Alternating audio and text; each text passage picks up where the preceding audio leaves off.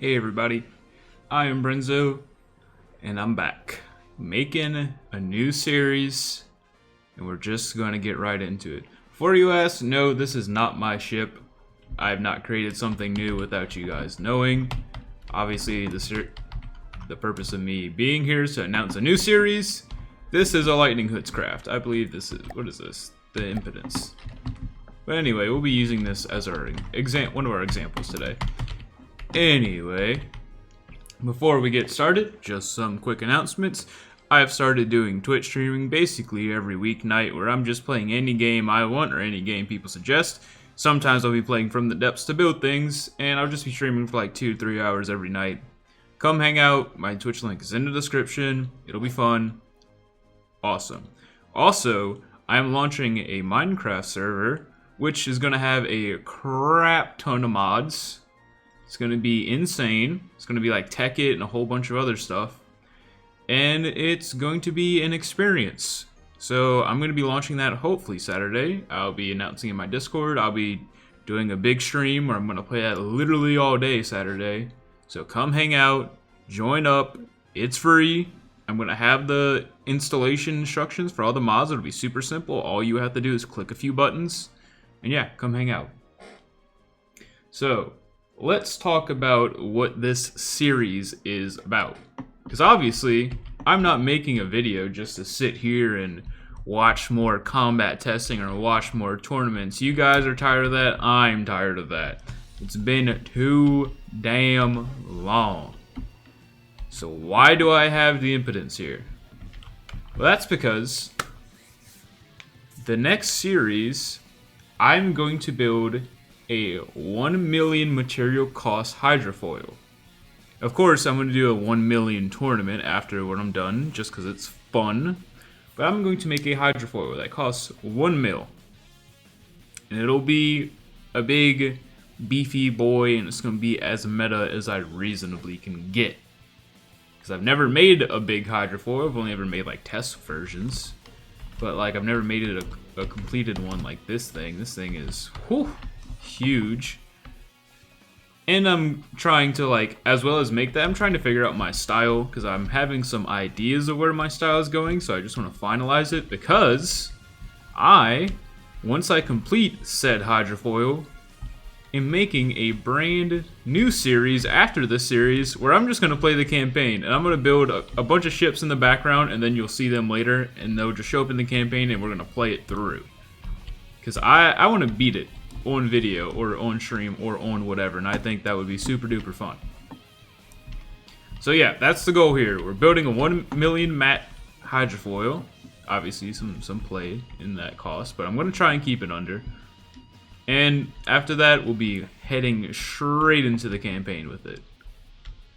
But let's have some talks about why I'm choosing what I'm choosing. Here we have, I think, is the Exojewel, and I'm just going to be using this as a new pretty thing to look at for now, because I want to talk about why do I want to build a hydrofoil, of all things. Why not build another boat? Why not build a front-sider? Why not build an airship? Why not build this? Why not build that? Blah, blah, blah, blah, blah. Well, let's talk about it. So, the main advantage of hydrofoils, as these things are showing off very nicely, is they're fast as hell. This thing's going 85. How fast is the Impotence going? The Impotence is going 90. I've definitely had prototypes that have gotten into the realm of 100, which is just insane for something this size. So hydrofoils are way crazy faster than ships. And what you can do with this is you can dodge crams, you can dodge some APS, you can dodge missiles.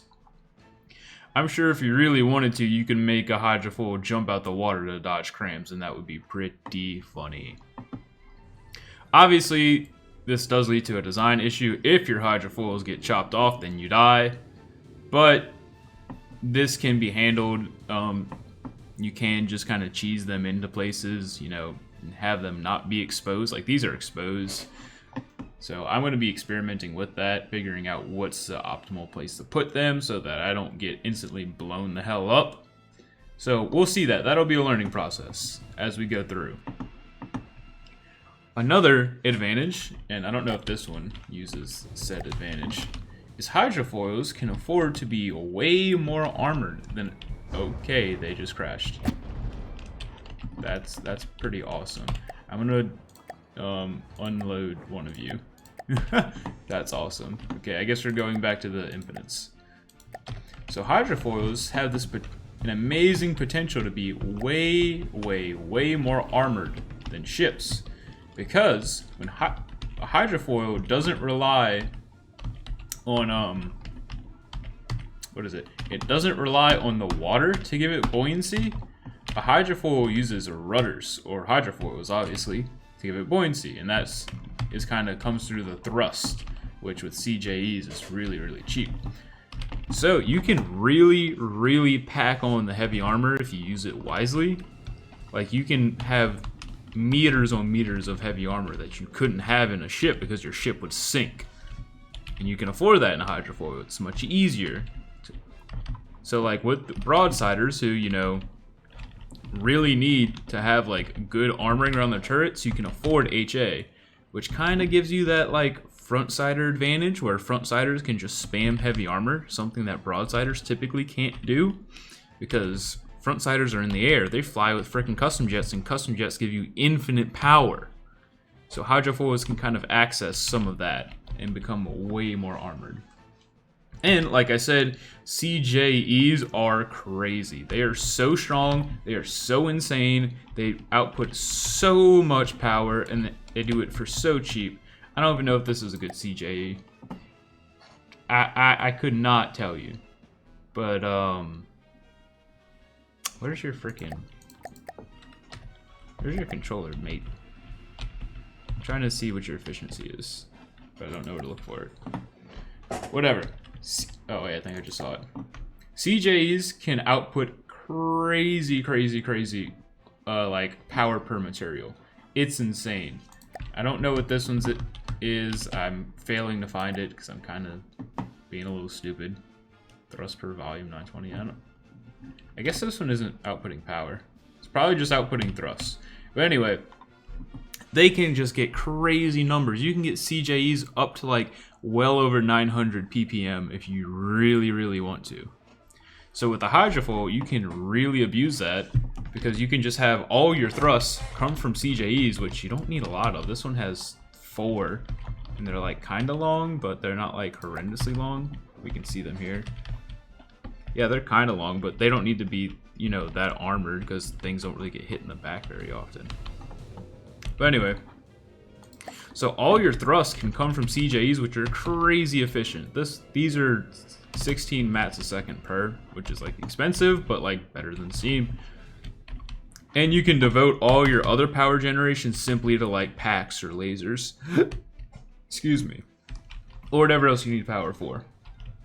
So CJEs are awesome, and being able to use them reliably, because in a ship, if your ship starts to sink, then your CJEs are useless. Hydrofoils don't really sink as often because they're floating on their own thrust. So that is another main advantage of this. Why 1 million? Why am I limiting myself to that? Well, because it's easier to complete, first things first. When I did the Ragnarok, it really burnt me the hell out. Making something that humongous for my standards like just took forever. And it just made me really tired of playing the game. It's why I took a long break from playing the game.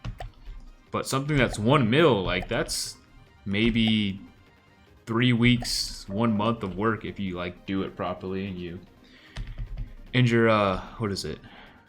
You're just getting the work done. So 1 mil, just easier to complete, faster to get done. And in the campaign, which is what I'm designing this ship for, it's a more competitive segment. There's way more $1 million ships than there are like 1.8 or 2 million.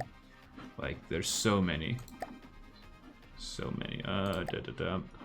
of these factions only don't have ships. But anyway, it's a much more competitive field, and it's much more interesting in my opinion. What else? Speaking of the campaign, it's easier to use in the campaign. Obviously 1 mil is less than 2 mil, so you can make quite a few more of these. If I spawned if I wanted to kill the campaign with my $1 million hydrofoils that wax everything, it would be significantly easier than trying to construct more than one Ragnarok, because, you know, that's how math works. The Ragnarok costs 2.2 million. These things will cost 1 million. Anyway, cheaper is better. And it also brings some new challenges in the fact that everything I've learned and kind of focused on meta-wise is for really big $2 million ships. So I'm going to have to scale that down and see if what I learned still applies. And just, it'll be an interesting challenge to like make sure that I'm doing things correctly, efficiently, somewhat within the meta. I'm obviously not going to make the most meta thing known to mankind. But yeah, seeing if I can still retain my building style, my building capabilities within this different size class. And yeah, I'll probably be taking a lot of ideas from the Lightning Hoods, obviously. Like not in complete terms of design, because I do have my own style, but like ideas of how to get it to work, because they really are the main faction to employ hydrofoils. I don't think many other factions do, or at all. And we will have some fun benchmarks. Everyone, or at least Vard loves it, we'll be benchmarking the good old Leviathan. Show it off real quick, because it's pretty strong. Benchmarking him, benchmarking all the other $1 million WF ships. The tier is going to be a big target. Basically anything in the Scarlet Dawn, that's 1 mil. Where's their thruster craft? Anything in this 1 mil is going to be a target. And we're just going to... I don't intend to benchmark this on player ships, because again, this is going to mainly be a campaign ship. It will have a tournament run in its name, simply because I think tournaments are super duper fun, but I'll be benchmarking its campaign ships, and I'm sure this will make Vard pretty happy to have his ship be a benchmark, because he'll actually be able to compete, because it'll be 1 mil. And yeah, the main thing I also want to say is this series is going to be a little less in-depth than the Ragnarok series. Like, I'm still going to try and teach what I learned. I'm going to try and make like videos that go into detail, but I'm not going to have like 10 videos for the series. This might be like a 5-episode series. It'll just have less stuff overall, because this is a smaller ship. There's less to learn. There's less to teach. So yeah, just expect that. Keep that in mind. And the last thing that I have to talk about is I will probably be streaming certain building phases of this new craft on my Twitch, so join my Discord and stay informed, because otherwise you're going to miss it and you have to wait for the videos like a normal person. But anyway, I hope this kind of gives you an idea of where we're going with the channel. Next video, which you can probably expect sometime next week, will be me showing off probably the weapon systems that I'm going to start testing, get some ideas from. Probably some holes, like I'll show off real quick. I had a test hole that I was thinking about just for a smaller vehicle, just to like get the design set in. So like this obviously is just a shell, but it's just a proof of concept of what I would like it to look like, sort of, kinda, not really. Obviously this is small and this is not done at all. But yeah, expect some hull design, some weapon design, and just some proof of concepts in the next video. And yeah, just stay tuned. Join all the stuff. Come hang out. Come play Minecraft. Come play From the Depths. Come hang out in the Discord. I'll see y'all in the next video. Make sure you like and subscribe. And adios. Or peace, whatever I usually say. I don't remember at this point.